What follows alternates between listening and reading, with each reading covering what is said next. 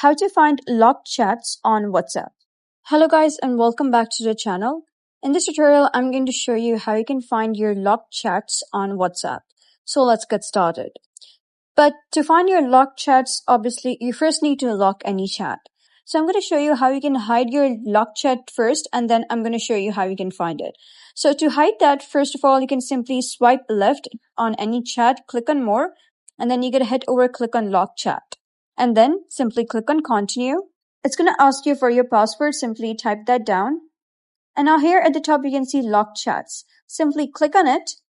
It's going to verify you using Face ID and you'll be able to see the chat. But now if you wish to vanish the chats from there, like you want to vanish that option that says locked chats, simply click on settings here at the top right. And then you got to click on hide locked chats. Simply toggle this on. And then you got to click on create secret code. Then you got to type in any secret code. Let's say I'm going to type in 1234. Click on next. And now you got to confirm the secret code. So I'm going to confirm it again. Click on done. And now when you go back to your chats, you'll see that the locked chats option is not there. And now you can see the locked chats option has disappeared.